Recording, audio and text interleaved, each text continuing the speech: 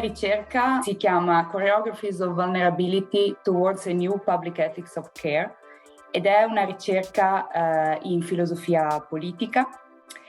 interdisciplinare perché combina anche gli studi femministi e gli studi sul teatro antico ed è finanziata con una Marie Sklodowska-Curie Global Fellowship che mi permette di passare 2 anni alla DePaul University di Chicago e un terzo anno di rientro poi su Verona. La ricerca nasce a partire da un contesto che è quello della pandemia e a partire da una riflessione sulla pandemia. Ho scritto il progetto mentre mi trovavo in isolamento, in distanziamento sociale, interrogandomi sul senso dell'agire politico, che è un agire condiviso, plurale, in un contesto come quello pandemico o speriamo post-pandemico. La ricerca nasce a partire da una considerazione del politico secondo il modello della teatralità, ovvero non a partire dal soggetto ma dalle sue relazioni e interazioni all'interno di uno spazio pubblico, quindi anche come esibizione del sé, come estetica. La prima parte è incentrata sul tema della vulnerabilità. Gli studi femministi ci offrono anche l'opportunità di pensarla come qualcosa di condiviso, ma anche come qualcosa che si diversifica rispetto alle risorse che ciascuna e ciascuno di noi ha a disposizione e si diversifica sulla base di contesti sociali, politici, geografici, ma anche delle identità che ciascuno di noi e ciascuna di noi interpreta e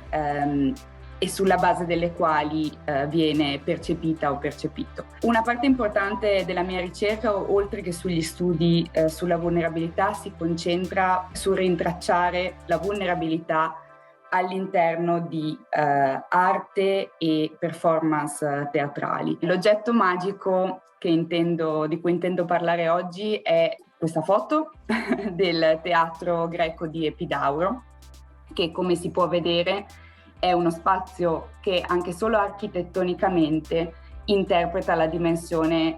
assembleare a cui il teatro antico dava vita. Quindi era per la polis una dimensione assembleare in cui anche spettatrici e spettatori diventavano parte della performance sostanzialmente. Sulla base di questa idea, di questo modello, intendo pensare anche a come performance artistiche e teatrali, se interpretate in un determinato spazio, in un determinato contesto sociopolitico, assumono un significato particolare. È questo il caso, ad esempio, della produzione della compagnia Theatres of War,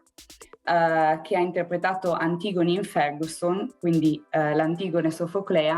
a Ferguson, in Missouri, dopo che nel 2014 l'afroamericano Michael Brown è stato ucciso, quindi per denunciare la violenza della polizia e le discriminazioni razziali. La seconda parte della mia ricerca riguarda le pratiche della cura, perché la risposta che ho tentato di darmi a come interpretare la vulnerabilità in senso politico e come interpretare l'agire politico in un contesto post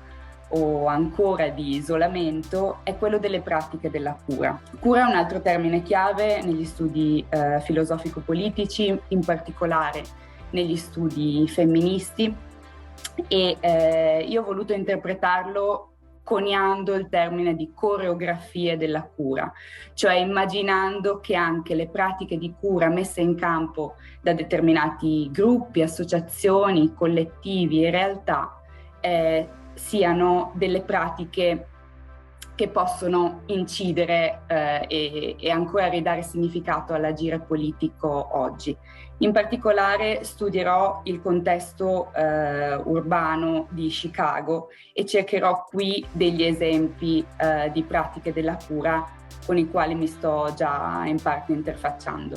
La ricerca continua all'Università di Verona anche durante la pandemia.